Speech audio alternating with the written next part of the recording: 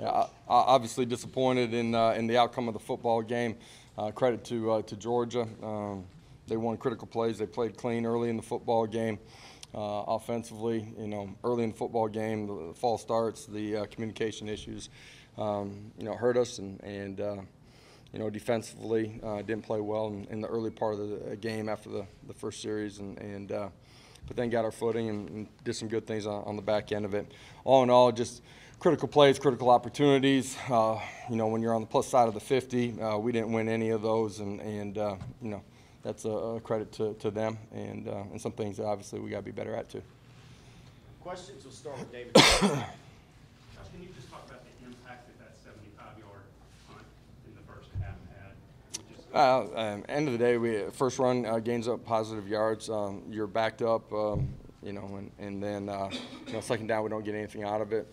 Sack, obviously, changes the way the game's played and momentum swing and it was a big play in the football game, obviously, but in this game you're going to have to reset. You're going to have to come back. You're going to have to make plays, and at the end of the day, we didn't do enough things early in the football game to be able to apply any type of pressure to them.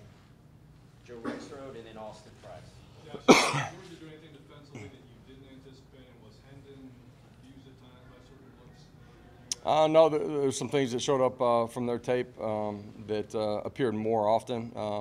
We had anticipated seeing, a bunch of different looks from them throughout the course of the football game.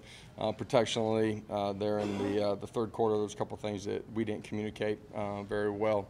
I didn't think, all in all, we handled the noise very well.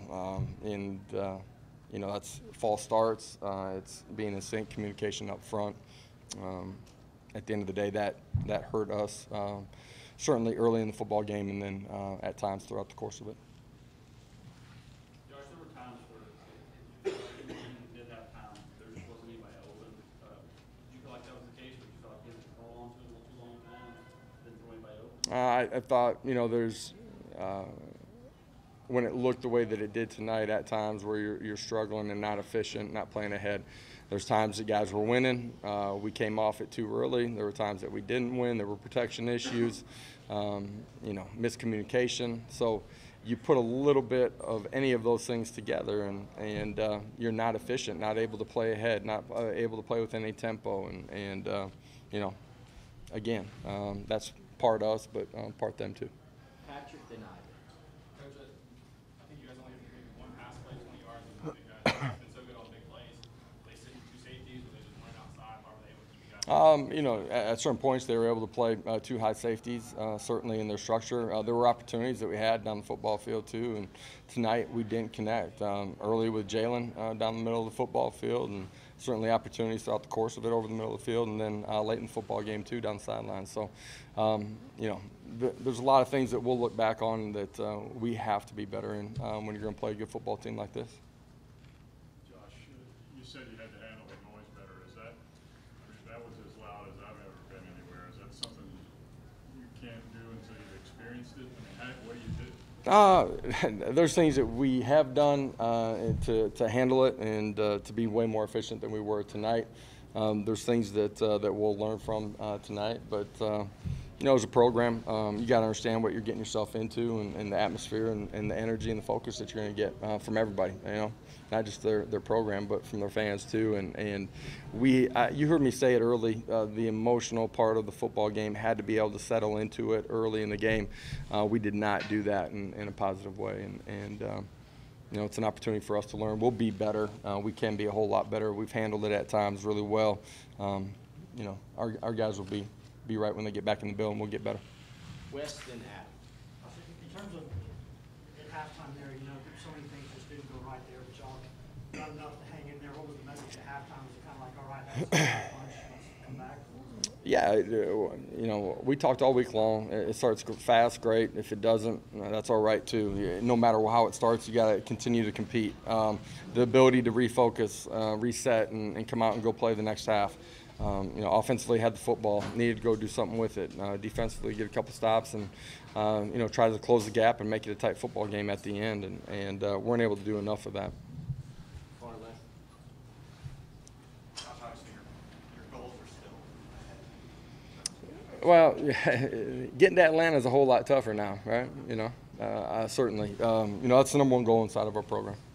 At the same time, you mentioned we've learned from this. What do you think it's going to take to kind of bounce back and be able to handle adversity the right way? Yeah, our kids have handled a bunch of adversity throughout their careers inside of this program. You know, they've continued to fight and scratch and claw and be connected, come together. There's no doubt in my mind when we get back in the building on Monday that they'll continue to do that. And, you know, that's how we got to the point of making this a big football game. We got to go reset and continue to grow individually and collectively as a program. Everybody's got a hand in this, starting with me, our staff, and our players, and learn and grow and continue to climb as a program. Adam Dennis. On that note, there were mistakes tonight we've seen the guys make all year. Are you convinced that those mistakes only happen against this team in this setting? Because we've seen them this year. They can happen at any time if you're not invested, you know, prepared. You're not in control of your emotions, and you're playing, you know, your best brand of football. It certainly reared its head tonight early in the football game for sure, and at times throughout the course of it. These guys are resilient. These guys are competitors. These guys have a great amount of pride. You know, we'll reset and you know, we got to this point by focusing on one game at a time, and you know, for us, hate the way that this one turned out for sure. Everybody hurts inside of that locker room. We got to reset and get back to work on Monday. Josh, what does this say about your program right now if they can do this using 15 draft choices, 5 guys? Yeah, sure. They got, you know, I mean, they've been recruiting at a really high level for a really long time. Next man's up for them. You know, they're a deep football team for sure. Austin. Message to the team after the game and try to get back in there. Is this one of those things where you just, you know, I can't wait to get to next Saturday and just kind of wash it? Well, be real about what happened tonight. You know what I mean, and the energy and you know, the type of environment and competitive arena that you're in. You know, as a program on the road, right? Like, we got to grow and be able to handle that in a much better way than we did tonight. And it's not that our guys didn't prepare well, but just, you know, being within ourselves during the early part of the game in particular to change the way the game plays and learn from that, understand what that's going to be like here as we continue to grow as a program and have more of these opportunities to play in these types of ball games. Be real about, you know, what we all need to do better, coaches and players. At the same time, understand we're a good football team. And, you know, it didn't happen tonight on this 60-minute clock. That's the great thing about sports is you only get one opportunity, man. And, you know, reset and let's come back to work. Patrick. Coach, you said the team didn't settle. You talked all season about how this team's been resilient. They just keep playing. What did you see from them on the sideline? Did you see them? They didn't stop. They didn't stop playing. They didn't stop competing. You know, we didn't do the things. You know, I mean, we got the ball on the plus side of the territory, and inevitably something goes wrong. And it's not all 11 at one time. You know what I mean? It's one guy, and you can't do that against a good football team. And we did not play our cleanest, best football. Part of that's a really good football team too. You know, but there's things that we can control and be a whole lot better into. And at the end of the day, you know, I hate the outcome. Everybody in our program does. We got to reset and continue to go fight. Just in terms of the demeanor, I mean, on the sideline, did you see anything different just throughout the course of the game? In the early part of the game,